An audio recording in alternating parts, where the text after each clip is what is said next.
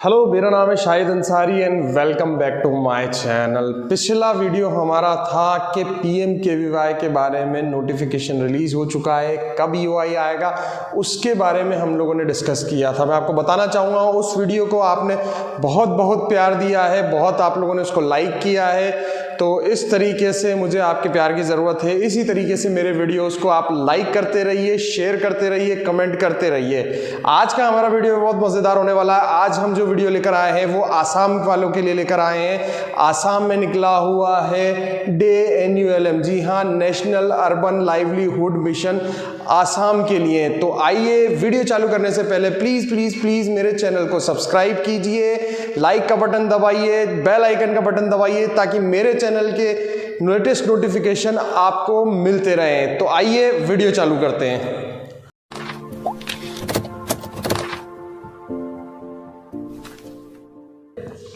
बात करते हैं आसाम में निकला हुआ है NULM। अगर हम बात करते हैं तो ये जो है RFP निकली है वो अभी कुछ ही टाइम पहले निकली है। प्रोजेक्ट का नाम हम यहाँ पर पढ़ सकते हैं, engagement of training partner for imparting skill training under employment through skill training and placement. इसको हम बोलते हैं ESTNP और it is a component of NULM। तो ये जो यहाँ पर है ये प्रोजेक्ट का नाम है और जो office of the state mission director है वो NULM दिसपुर गुवाहाटी में है। ठीक है, तो ये जो है ये ऑफिस का एड्रेस है जहां पर ये मतलब जहां से ये EY निकला है। आगे हम बढ़ते हैं तो सबसे पहले RFP का यहाँ पर समरी दिया हुआ है। समरी हम देखते हैं यहाँ पर, तो आपको यहाँ पर प्रपोजल सबमिशन ड्यू बाय 30 जनवरी 2023 का बताया गया ना। जो लास्ट डेट है प्रपोजल सबमिशन करने की वो है 30/1/2023 और शाम को 3 बजे तक आप ये प्रपोजल सबमिट कर सकते हैं। इसके अलावा अगर हम देखते हैं पर्पस RFP का यहाँ बताया हुआ है कि हम लोगों को भाई इतने इतने इतने कैंडिडेट ट्रेन करने हैं। यहाँ पर कुछ प्रोजेक्ट का ओवरव्यू बताया हुआ है या प्रोजेक्ट का ऑब्जेक्टिव बताया हुआ है कि जो मतलब जो ट्रेनिंग देनी है वो यहाँ पर लिखा हुआ है कि जो अर्बन पुअर पीपल होते हैं तो उनको ये सारी ट्रेनिंग देनी है। इसके अलावा नीचे आप देख सकते हैं यहाँ पर लिखा हुआ है कि ये जो सारा जो प्रोजेक्ट है, जो प्रोजेक्ट जो चलना है वो आपको ULBs पर चलना है। यहाँ देखिए आप लिखे कि अर्बन लोकल बॉडीज जितनी भी ULBs हैं यहाँ पर आसाम में, तो ये वाला प्रोजेक्ट जो है वो ULB पर चलेगा। जैसे कि हम देख सकते हैं कि इनके पास टारगेट टेंटेटिव जो है वो 5000 है, यानी 5000 बच्चों को ये जो प्रोजेक्ट निकला है वो 5000 बच्चों को ट्रेन करने के लिए निकला है आसाम में अर्बन पुअर पीपल के लिए और ULB के ऊपर। टाइप ऑफ ट्रेनिंग जो है वो मैं आपको बताना चाहूंगा कि तीसरे पॉइंट में लिखा हुआ है कि both residential and non residential. आप इसके लिए अप्लाई कर रहे हैं तो आप रेजिडेंशियल सेंटर भी चला सकते हो, नॉन रेजिडेंशियल भी सेंटर चला सकते हैं। इसकी जो भी रेट्स होती हैं वो मैं आपको आगे बताऊंगा इसी वीडियो में। तो जो रेजिडेंशियल सेंटर्स होते हैं उनकी अलग रेट होती है और जो नॉन रेजिडेंशियल सेंटर्स होते हैं उनकी अलग रेट्स होती हैं। यहाँ लिखा हुआ है स्कोप ऑफ वर्क, जैसे कि हम पहले से डिस्कस कर चुके हैं कि यहाँ पर जो है वो 5000 बच्चों का एलिजिबल टारगेट है, लेकिन यहाँ पर सिर्फ 30 कैंडिडेट्स ही हमें मिलेंगे एक स्मार्ट सेंटर पर। अगर हम बात करें 30, अगर आपके पास एक स्मार्ट सेंटर है तो उस पर मैक्सिमम 30 कैंडिडेट ही अलॉट होंगे। ज़्यादा सेंटर है, 2 सेंटर है, 3 सेंटर है स्मार्ट एग्रीडेटेड, तो उसके हिसाब से आप 30 के जो है वो अलॉट होते जाएंगे। अगर फिलहाल आपके पास एक ट्रेनिंग सेंटर है तो आपको 30 candidates will be allocated against each smart candidate. ये मैक्सिमम नंबर है कि आपको 30 कैंडिडेट्स अलॉट होंगे। इसके आगे चलते हैं कि जो जॉब रोल्स रहेंगी वो जॉब रोल्स कौन कौन सी रहेंगी उनके बारे में हम डिस्कस कर लेते हैं। ये सामने आपकी स्क्रीन पर है जॉब रोल्स जो आपको इस प्रोजेक्ट में चलाने के लिए मिलेंगी। बात करते हैं customer care executive, domestic non voice, domestic data entry worker, fabric checker, hand embroider, self employed tailor, sewing machine operator, light motor vehicle driver. तो ये आप जैसे ही UI खोलेंगे ये सारे कोर्सेज निकल जाएंगे। यहाँ इनका QP कोड लिखा हुआ है और यहाँ इनकी कोर्स कैटेगरी लिखी हुई है। आप इसको देख सकते हैं, कोर्स कैटेगरी यहाँ पर जो लिखी हुई है यहाँ सेकंड है और यहाँ फर्स्ट है।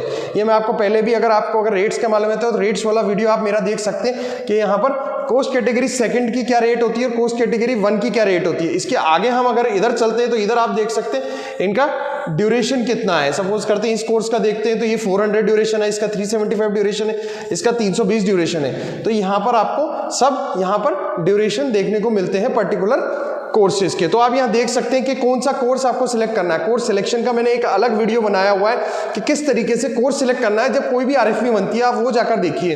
कोर्स वही सिलेक्ट करते हैं जहां पर हम लोग, अगर आप इनिशियल पर अगर आप मतलब ये RFP भर रहे हैं तो कोर्स वैसा सिलेक्शन करना चाहिए कि कम से कम एक्सपेंसेस हो, यानी आपके लैब एक्सपेंसेस कम से कम हो। ठीक है, तो उसके अकॉर्डिंग आपको मेरा वीडियो वो वाला देखना चाहिए यहाँ पर कुछ और भी कोर्सेज हैं जो लिखे हुए हैं। इन ये भी सारे के सारे जो कोर्स कैटेगरी है इसमें 1, 2 और ये सारी चीज़ें हैं, आप देख सकते हैं। ये सारे के सारे कोर्सेज भी आप इसमें चला सकते हैं। आगे हम बढ़ते हैं, क्या फाइनेंशियल्स हैं जो हमें आरएफपी सबमिट करने के टाइम पर हम लोगों को सबमिट करने हैं। तो हम देखते हैं, सबसे पहले हमें यहाँ पर आ रहा है अर्नेस्ट मनी डिपॉजिट। ये अर्नेस्ट मनी डिपॉजिट आप देख सकते हैं in the form of bank guarantee और फिक्स डिपॉजिट। या तो आप इस अमाउंट जो अमाउंट है वो 1 लाख रुपए है, तो आपको 1 लाख रुपए का या तो बैंक गारंटी देना है या फिर एफडी देना है। तो ये अर्नेस्ट मनी डिपॉजिट है और ये बाद में अर्नेस्ट मनी जो अमाउंट होता है वो रिफंड हो जाता है और सभी केसेस में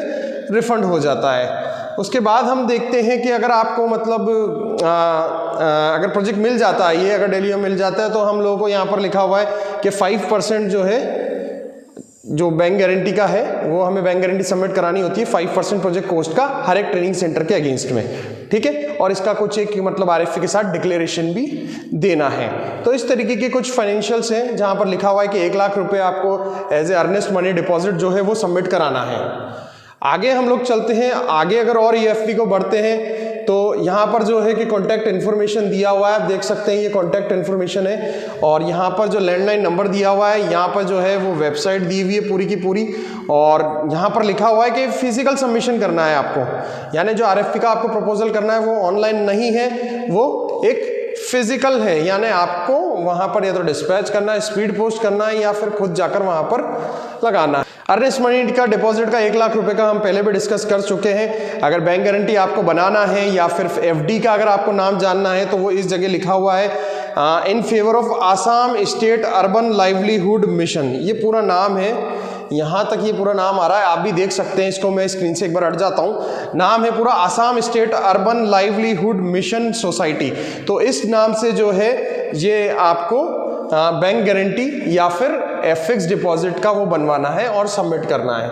आगे हम चलते हैं, इस आरएफपी में आप देखिए कुछ प्री बिड मीटिंग है। आई थिंक वो प्री बिड मीटिंग जो है वो ऑलरेडी हो चुकी है और यहाँ पर हम देखते हैं फॉर्मेट है कुछ प्री बिड मीटिंग का सबमिशन करने का, लेकिन आई थिंक जो है प्री बिड मीटिंग 13 जनवरी तक हो चुकी है, तो इस पार्ट को हम लोग नहीं करते हैं। आगे कुछ यहाँ पर इंपॉर्टेंट डेट्स दी हुई है, इंपॉर्टेंट डेट्स के भी कुछ माइलस्टोन निकल सकते हैं। जैसे 8 जनवरी को ये आरएफपी आया है, 13 जनवरी को प्री बिड जो है वो खत्म हो चुका है।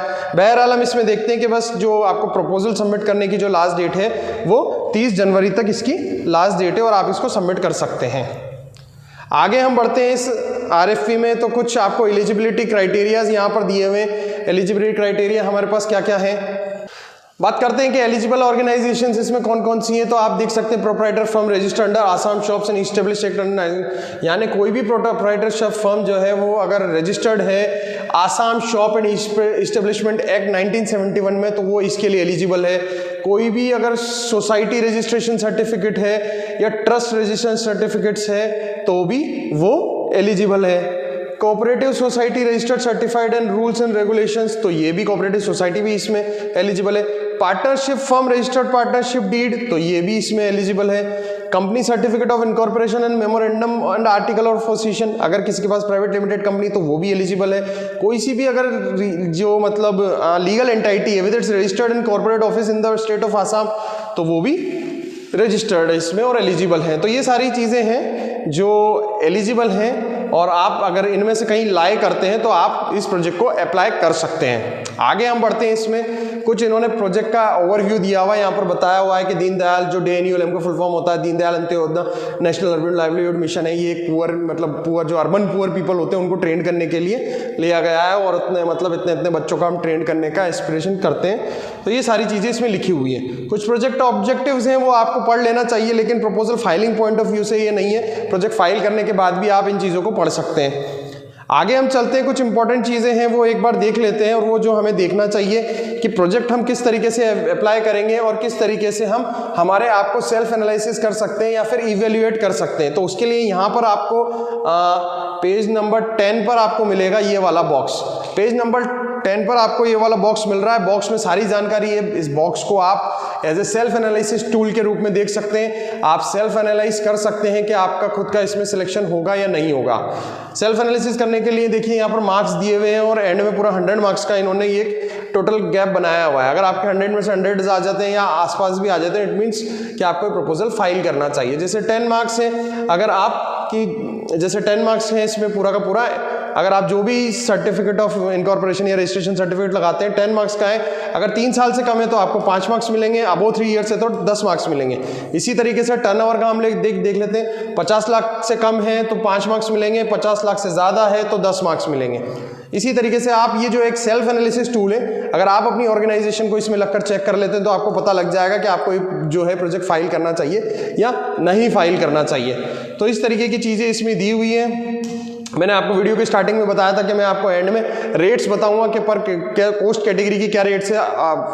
वैसे मैंने इसके लिए एक अलग से वीडियो बनाया हुआ है कि कोस्ट कैटेगरी की क्या रेट्स होती है, फिर भी हम इसमें डिस्कस कर लेते हैं। देखिए जो 1/1/2021 से जो ट्रेनिंग की जो रेट्स चल रही हैं वो कैटेगरी 1 की, यानी कोस्ट कैटेगरी 1 की 49 रुपीज़ पर आ रहे हैं। कोस्ट कैटेगरी 2 की जो है रेट्स वो 42 रुपीज़ आ रहे हैं और कोस्ट कैटेगरी 3 की जो है वो 35.10 आवर्स है। तो ये तीनों कोस्ट कैटेगरी हैं, आपको कुछ भी नहीं करना। अगर आप मान लेते 49 है, 49 के आप कोस्ट कैटेगरी का कोर्स सिलेक्ट करते हैं और मान लेते हैं अगर आप इंटू 400 की कोई भी करते हैं तो इक्वल टू आप निकाल सकते हैं कि आपको पर कैंडिडेट जो है वो कितना अमाउंट बन रहा है। आपको कुछ नहीं करना है, कोस्ट कैटेगरी इंटू ड्यूरेशन, ठीक है, आपको पर कैंडिडेट की कॉस्ट आ जाएगी कि आपको गवर्नमेंट से कितना मिलेगा। तो ये चीज़ें हैं जहां आपको कोस्ट कैटेगरी बताती हैं।